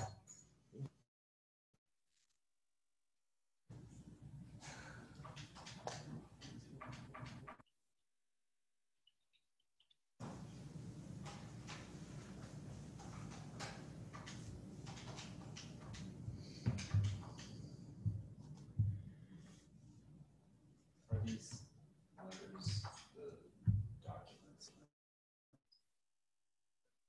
Linked? Nobody else can see it, Okay. only the board. I'll do that on speaker. We've all done it at one point or another. Well, I'd like to make a motion to approve the release of certified employee 09.22.2020C from 2020 to 2021 contract. I'll second that. I have a motion and a second. All those in favor, raise your hand and say aye. Aye. Aye. All those opposed? Hearing none, the motion passes. G15, approve or deny emergency provisional for K through 8 certificate for employee 0922-2020D.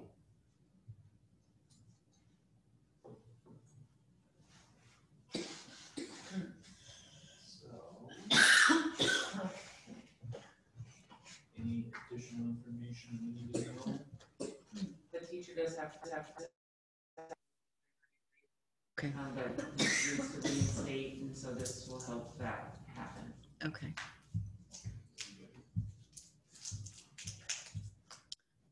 I'll make a motion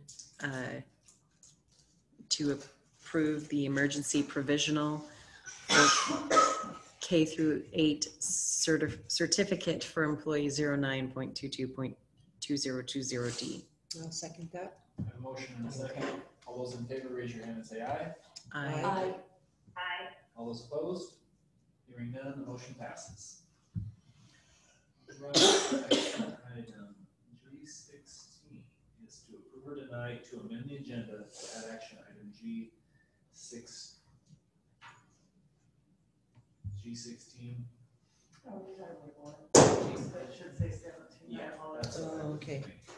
So it's going to approve or deny to amend the agenda to add action item G17 to read approve or deny emergency provisional for FCS math for employee 0922-2020E.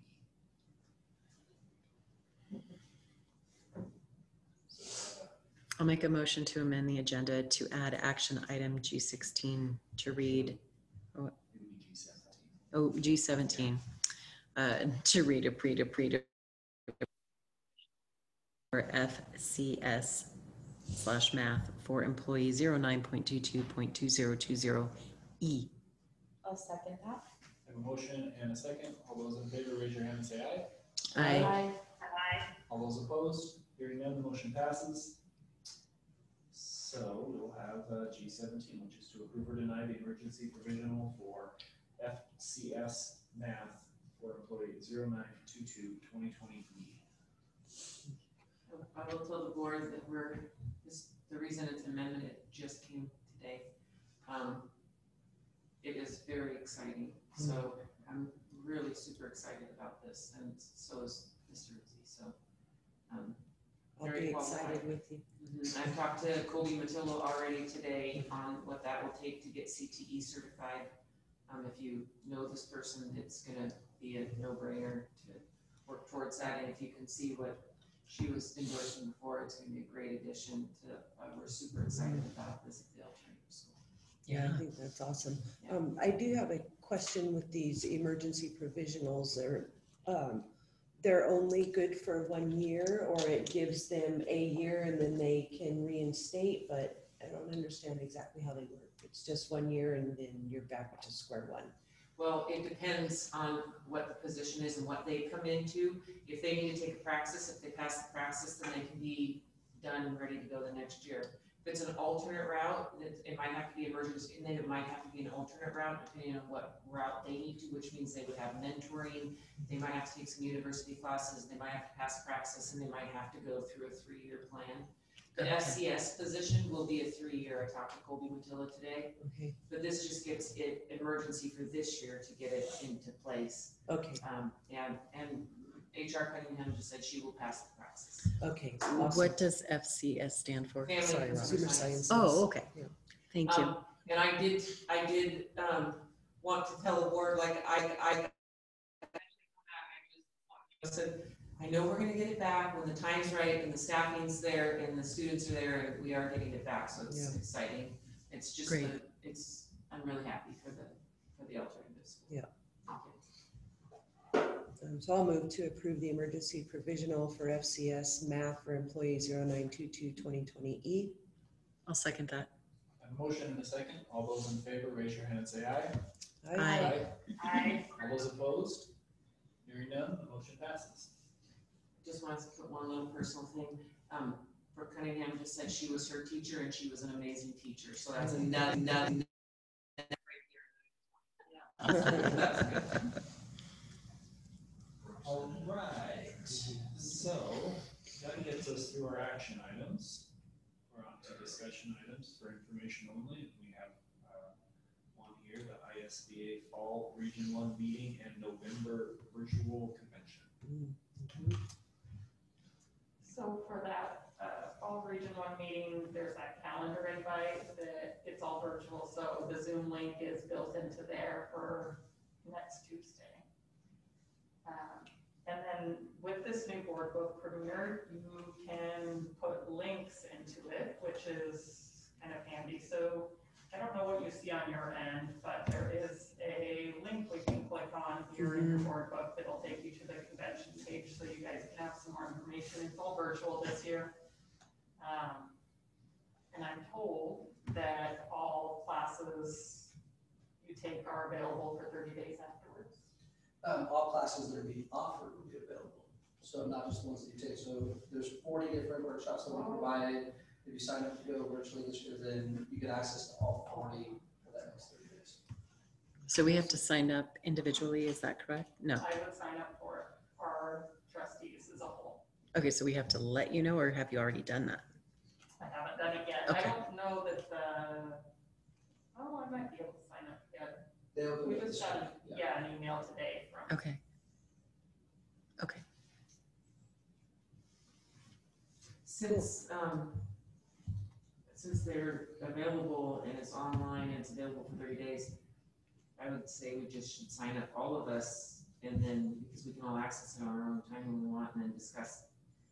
Typically when we go to the conference in person, we all sit down with the agenda, the packet ahead of time, electronically, or they actually shall give you a big, huge thing that you can actually highlight and circle. and write. Sweet. Yeah, you can find it.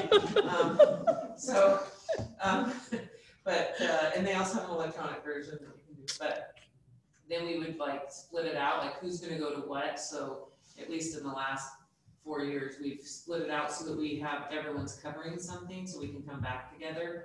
I don't know if the board chooses to do something like that, where we make sure we all hit something different so we don't miss anything, but since they're all available for 30 days, we also don't have to do it that way this year, because people may want to see more than one and do it on their own time. So I just wanted to put that out there. You know how we've done that in the past, but it's too bad because it's really a fun experience to be somewhere and do it all together. And Kevin's group makes dinner for us one night and stuff, so it is actually really fun to do team building. But anyway, just the board doesn't have to decide tonight, but maybe if you want to think about how you want to do that.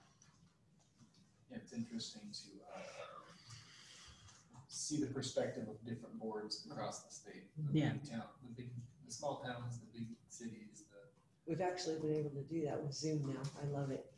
You have to listen to everything. State, colleges, universities, all the local people. I listen probably more than I should, but yeah, I love it.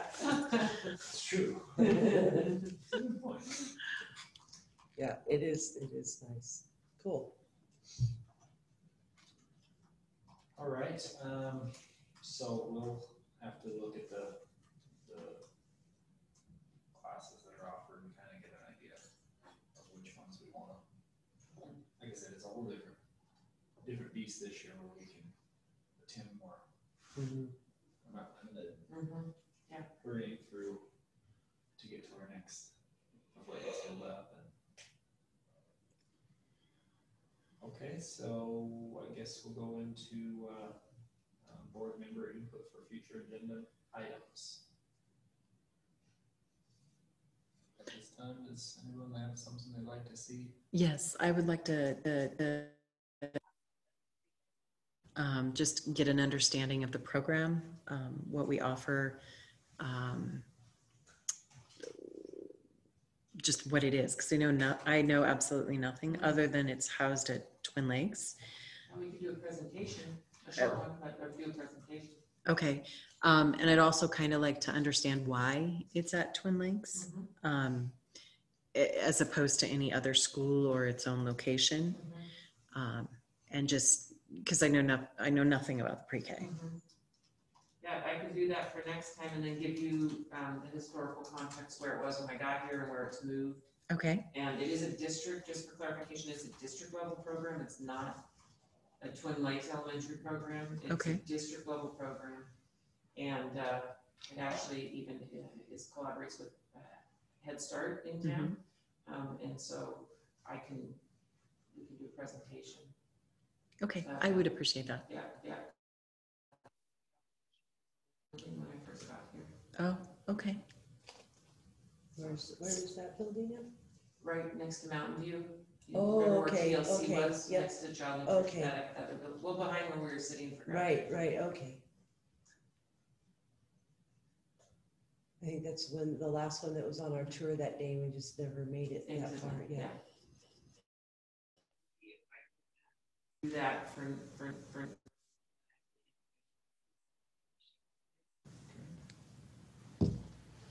I have a question, not necessarily a discussion, but being that we're in this mode, how did we go about, without being disruptive, but sitting in or looking at how like the Play-Doh works or Google Classroom, the LOA or any of that, at some point, I mean, we're only 3 weeks in, I don't really necessarily want to disrupt what they're trying to, concrete in right now, but that would sort of be interesting to see it in action too. That would be cool. And I know that there are teachers in LOA that would be happy to already have you in, and they've done and some of their other things they've done. So I will talk to Patty about the K-8 piece, and then one thing that you may be able to do, you might be able to help with some math and science from trustee or some for some of the high school Play-Doh online. Okay. You might really like that. Yeah. So I'll talk to him about how that would look too, and maybe even if there's like a test thing that you can go in and look and even kind of test yourself, showing how the diagnostics done. It shows you where the gaps are, and then that's the lessons that you have to fill for Play-Doh, and then you have to prove mastery-based competency to get credit. Oh, cool. So okay. But there's a few LOA teachers that would be like already chomping at the bit to have you guys in there looking at being part of that. Oh, okay. So, that's awesome. Yeah. Good.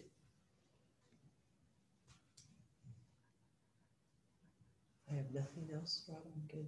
Debbie, how about you? Nope, I'm good right now, thank you. I'm good as well, so we'll go ahead and get that pre-K added maybe by next, hopefully.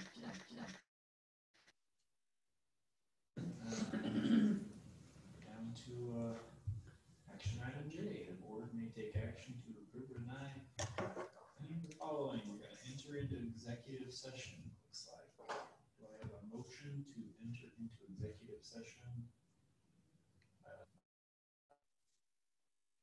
6(1)(b). I'll make a motion to enter into executive session per Idaho Code 74-206 1B. I'll second that. Have a motion and a second. Roll call vote. Trustee Major, Yes. trustee Thompson, Yes. trustee Grissom. Yes. Trustee Einers. Yes. Chairman Olmstead.